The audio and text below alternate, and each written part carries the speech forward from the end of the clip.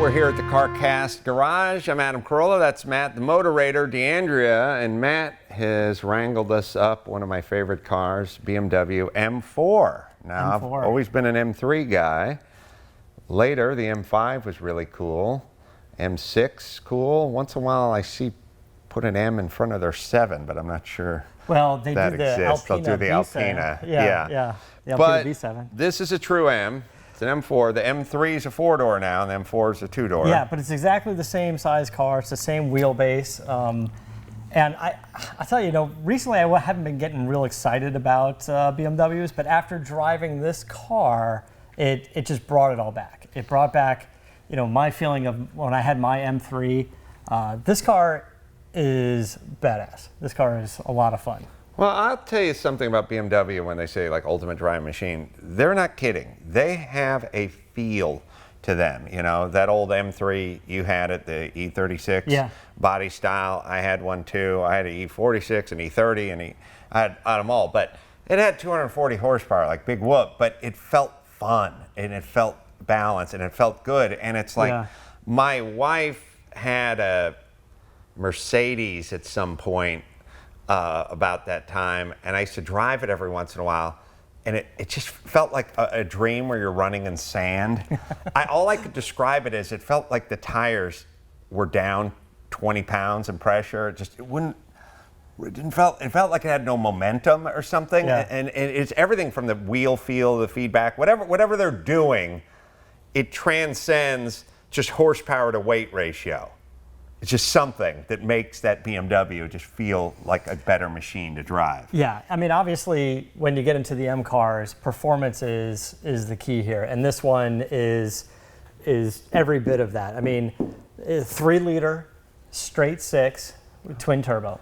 Oh, we're back to that. They went to the, they had the naturally aspirated 6, and they went to the V8, and now they're back to the 3-liter twin turbo. Straight six. So we had a 3.2, I think, in our old BMWs. Yeah, it the was E36. What was the 95 M3? Had like a 3 or 3.2, and then after that it was like 3.2 or 3.4. Whatever was a little bit bigger. Either way, and I bigger displacement, exactly, but no turbo. So what's this putting out? This is 425 horsepower and 406 pound-feet of torque. But the power band is amazing, and it winds out to like 7,600 red line. So even though it's a turbo car, which you just want to get those turbos kicked in low, 2,000, 2,500. This thing winds out like a Banshee, and it sounds like it too. And good for the cafe ratings as well, probably. I mean, not that you drive like an asshole, but if you drove like a normal human being, you could probably get 23 miles to the gallon in this car. Probably. Yeah, well, I have not. I know you haven't. It's aerodynamically really nice. It's got a carbon fiber roof. And, the thing that's interesting, I have a BMW, an E46. I don't even know what M generation that was anymore. I'm it's done 2001. Counting. In the next building. And I had to fight with these guys not to get a moonroof in this thing, because that's what they came with. And I was like, I don't want weight up top. And they're like, yeah, but that's what all of them come that way. And I'm like, well, I'm ordering this one, delete the moonroof, which is one of the things that's kind of cool about that car. It's no moonroof. And you see them all with that moonroof. And they've gone from moonroof to composite roof. Yeah, and it's specifically to reduce the weight. Up high. Yeah, a moonroof is probably about 30 pounds, and then the steel is a few pounds, and this is a full carbon fiber piece. This isn't like a cover or wrap or anything like that. Yeah. Right. And I know on your car too, you wanted a lighter weight interior. You didn't want the leather and everything else. You just wanted a cloth. And they came up with the seats were sort of a hybrid of like leather bolsters and cloth. Well, take a peek in here. Who is always ahead? Well ahead of the time. There you go. Here's your cloth inserts for the grippiness and the leather bolsters and stuff. And look, it's a manual.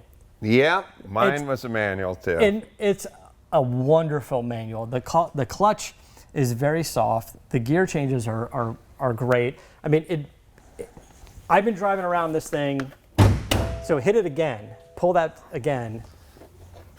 There you go, 2 clicks, and now you don't need to hit the thingy in the front. Oh my God.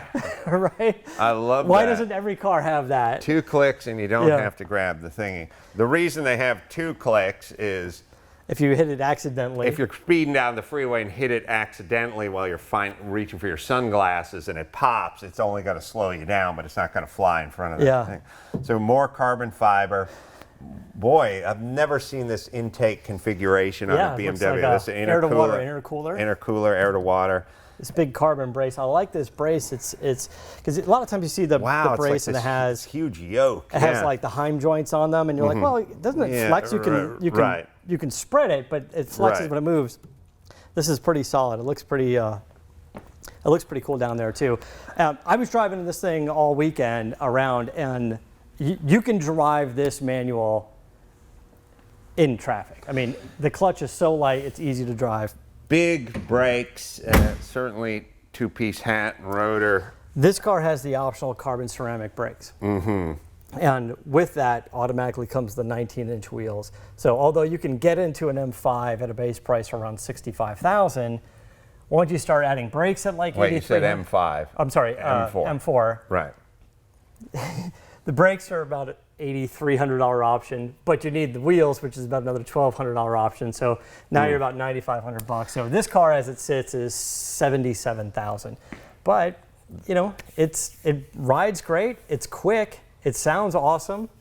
You know, as far as the carbon ceramic brakes, I always hear that's a lot of. I mean, from the guys who race and stuff. I was doing a hand thing if you're listening, but you should be watching. The point is, it's like you don't stop any shorter or any faster on the street. It's when you're on the track and you're doing lap after lap after lap. You know, if anyone's thinking about going to Sebring or Daytona this year with their bone stock M4, then you're going to need them. But in terms of just what you're doing, stoplight to stoplight, I don't think it adds that much. It looks cool. They're cool. Yeah, but I'm saying if you want to save $12,000. Yeah, you know. that's true. All right, why don't you fire it up and let's. And by the way, I like the shape of this car a lot. I do too. It's swoopy and muscular at the same time. And I hate to say it, but you know. Let's give the devil his due. I've never been a Mustang fan, but I feel like Mustang, the 2015 Mustang, definitely took some styling cues from this car, and that's why they're heading toward the light. One of the things that we didn't have in our M3s are on the steering wheel, there's 2 M buttons. There's an M1 and an M2 button. And you can set 3 different stages of engine performance, 3 different stages of steering feedback. You can do that manually, or you can pre-program your M1 or M2 buttons. So I can program M1 to be traction control on, but aggressive steering and performance, because I'm on the street being a dick.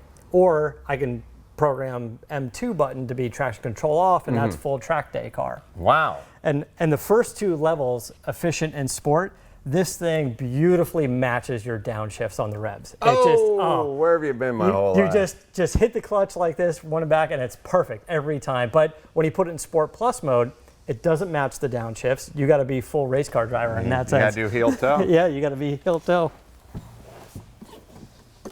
I'll stand.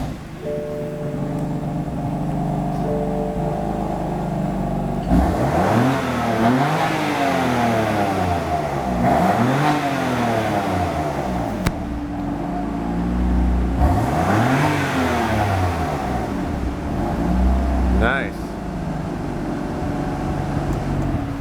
All right, so, you know, listen, as nice as Audi, Mercedes, and a lot of these car companies are, I'm telling you, the M's have a certain, as they say in Mexico, a je ne sais quoi.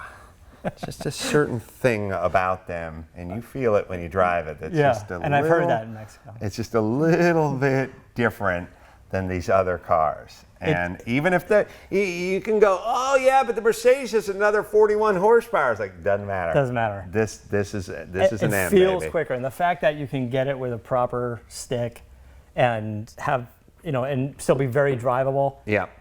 So Even in traffic, really, it's a great car. Really an enthusiast car. All right, so 2015 BMW M4. If you want to see photos, or you want to see the video, or you want to listen to the podcast, which comes out every Friday, CarCastShow.com is where you go. And thank you in advance for all the nice words. Until next time, this is Adam Carolla for Matt the Motor Raider D'Andria, saying keep the air in the spare and the bag in the wheel.